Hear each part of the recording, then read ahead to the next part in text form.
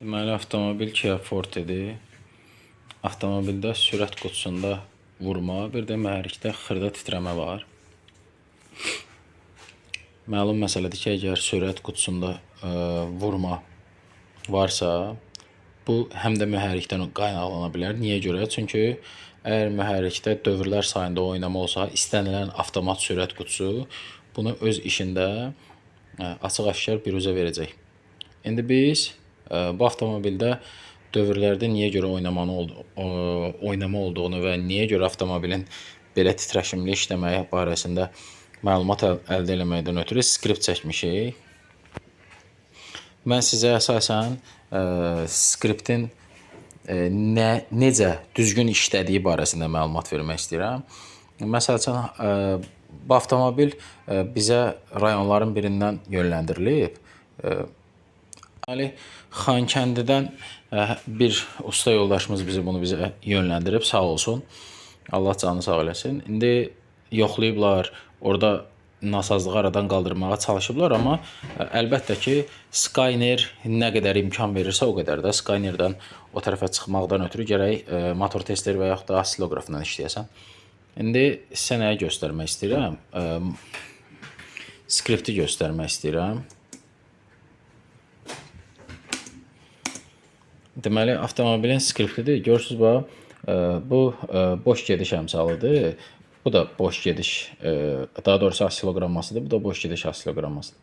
Avtomobildə yükləmədə də 3-cü silindir, 4-cü silindir və 2-ci silindir yaxşı işləmir. İndi baxın, görün skriptin düzgünlüyünü və diaqnozun necə dəqiq olduğunu sizə göstərmək istəyirəm. Məsələ nədən ibarətdir? Boş gedişdə də eyni dərəcədə, boş gedişdə amma 2-ci silindir özünü yaxşı aparır. Amma yükləmədə 3-cü silindir, 4-cü silindir, 2-ci silindir. Ən pis işləyən 3-cü silindirdir. Ondan sonra 4-cü silindirdir, ondan sonra 2-ci silindirdir. İndi mən baxıram ki, bu bizim pis işləməyimiz farsunkadan əmələ gəlmir. Farsunkadan keçdik. Amma yükləmə olan kimi bizdə 4-cü silindir ümumiyyətlə dirsəkli vala pay vermək istəmir, gördüyünüz kimi. Dirsəkli vala pay vermək istəməmə səbəbi də alışmada özünü göstərir. Burada da yenə eyni şeydir. Görürsünüz. Yox, dala qayıtdı, üzr istəyirəm. Baxın, burada da alışmada 4-cü silindir özünü pis aparır. İndi mən belə deyək də təcrübədən ayaqlanaraq demək istəyirəm ki, bu bobin problemidir. İndi istəyirəm ki, skriptin mənə dediyini sizə yəni şəkildə göstərim. Və beləliklə biz avtomobilin təmir prosesinə başlayaq. İndi biz nə edəcəyik? Bobinləri yükə verəcəyik. Boş gediş bizə lazım deyil, amma yüklü vəziyyətdə biz bobinləri yoxlayacaq. Qeyd eləmək istəyirəm ki, 1 millimetr qığılcım, 1 kilovolt qığılcım, daha doğrusu 1 millimetr uzunluğunda qığılcım 1 kilovolt qığılcım deməkdir. Yəni, normal müasir bobin 16 kilovolt qığılcımı rahat atmalıdır.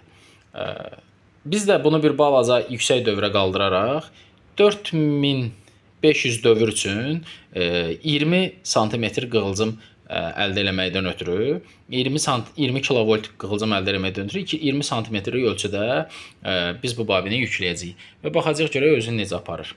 Eləyim, baxaq. Deməli, 21 millimetrlik idi.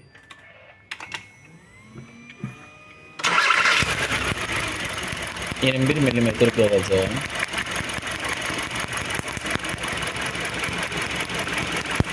Buyurun.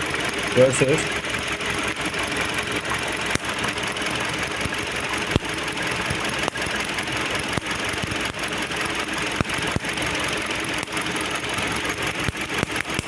Buyurun. Söndür, zəhmət olmasın. İndi mən videonun çox uzun olmamasından ötürü sizinə əminliklə, yəni belə deyək də, əmin etmək istəyirəm ki, bu maşında, bu silindirdə də eyni vəziyyətdir. Burada isə vəziyyət yaxşıdır. Eləcə də skriptdən görsəndiyi kimi. Yəni bu silindirdə vəziyyət yaxşıdır. Yəni gəlin açın bir dənə də birinci silindiri göstərim sizə.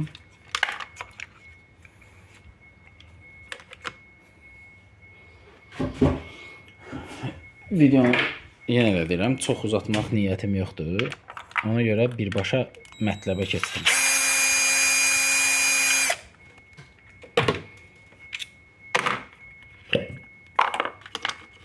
Burada Toyota müştüyü qoyublar bura, sağ olsunlar. 21 santimetr, 21 millimetr, yəni 21 kilovolt. Buyur.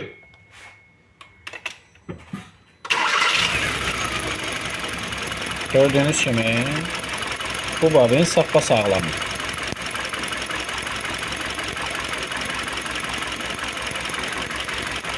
Söndür.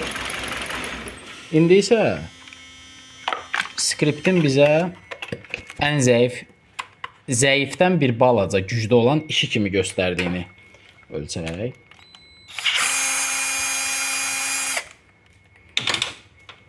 Burada isə zəif borta buraxmaq olmalıdır. Yəni tam buraxmamalıdır da ikinci silindir. Skript belə deyir. Hə. Gördüğünüz kimi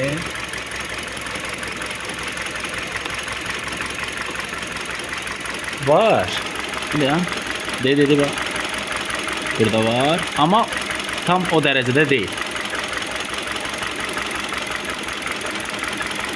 Bakın. Zəhmət olmasa garajın ışığını söndür orada.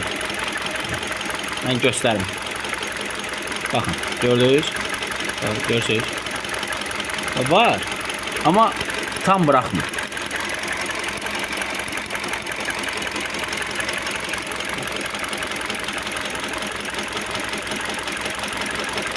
Yani hop gördünüz. Baba görürsünüz. Söndür.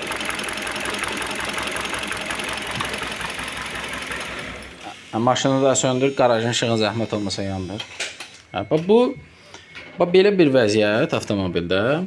Əlbəttə ki, dirsəkli valın belə deyək də tezliyinə təsir eləyir və dirsəkli valın fırlanma tezliyi dəyişəndə əlbəttə ki, sürət qutusunun fırlanma tezliyi dəyişir və sürət qutusunun gidrotransformatoru birbaşa sürət qutusunun işinə mane olur. İndi biz burada avtomobil sahibinin qərarı ilə 4 bobinin 4'ünü də dəyişəcəyik. Bir də ki, üst qapağın belə deyək də axıdan yerləri var. Bir də bobinin yuvasından içəri axıdır. Onu da dəyişəcəyik. Və yekununu belə deyək də. Yekunda da bir dənə skript çəkərik. Deməli, belə bir mənzərə var burada.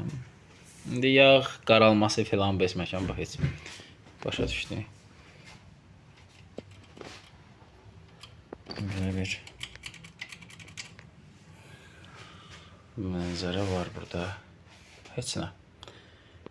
Dəyişib yığıram. Yaz istiqamətinə doğru səpədə dəyişəcək.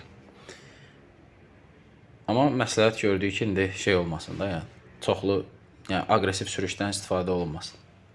4 dənə təzə bobin qoyuldu. Düzdür, firmadır, amma yaxşı firmadır. Mənim xoşuma gəlir. Deməli, skript çəkdim. Bu da skriptin nəticəsi. Düzdür, burada 3-cü silindirdə bir dənə atma olub. Amma yəni bir dənə ilə bağışlamaq olar.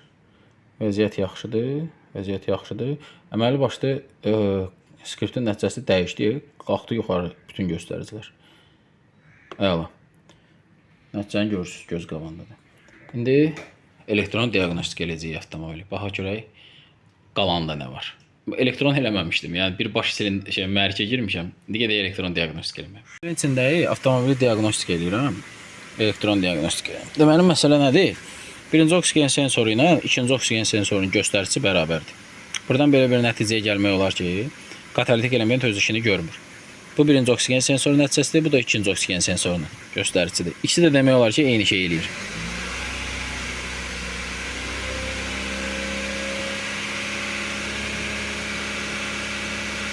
Eyni cür işləyir ikisi də. Nəticə, katalitik element öz işini görmür. Ayağımı çəkirəm.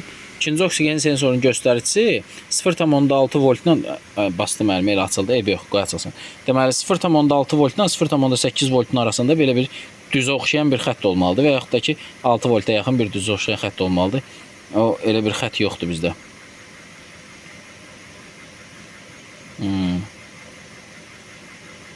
Belə. Deyilənə görə orada katalizator var, amma varsa da o zibildir. Belə. Əssalam, avtomobil düzəldiyini də buraxacaq test yürüyüşünə. İnşallah hər şey qaydasındadır. Belə. Yürüyüşündə görürsünüz. Yolda qalmayın. Əgər bu avtomobili proqram təminatı ilə katalizatoru ləğv eləsəm, onu da çəkib paylaşacağım. Yoxsa ləğv eləməsəm, katalizator alınsa heç nə. Davam eləyəcəyik.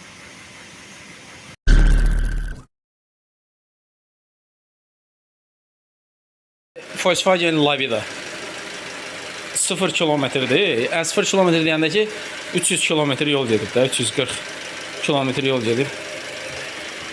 Çin istehsalıdır.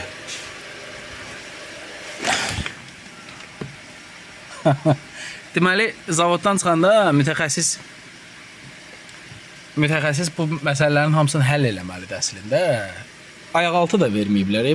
Bunların mən deməyə söz tapmıram həqiqətən. Yəni bu komplektasiyanın başa düşdüm, yəni komplektasiya yoxdur. Qardaş, ayaq-altı qoyun da bura. Nə var indi kavralın üstünə qoyaq ayağımızı. Cəmaət nə eləsin?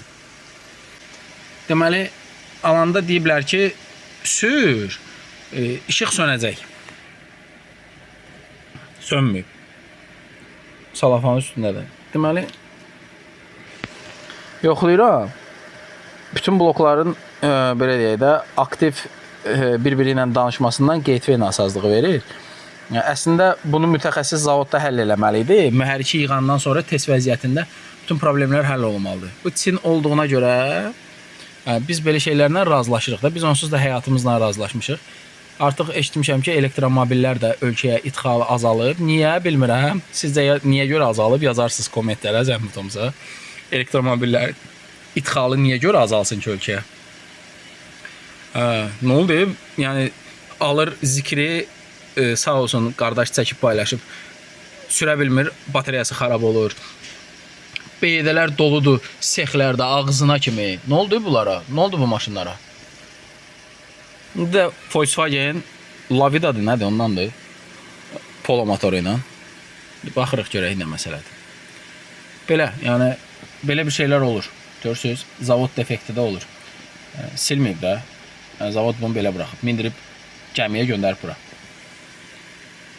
Deməli, səhvdir. 320 kilometr bu yanacaq hesabatıdır. 140 kilometr gedir maşın. Üzr istəyirəm. Yanacaq hesabatı ilə səhv saldım mən. Səhvimi düzəldirəm. 140 kilometr gedib.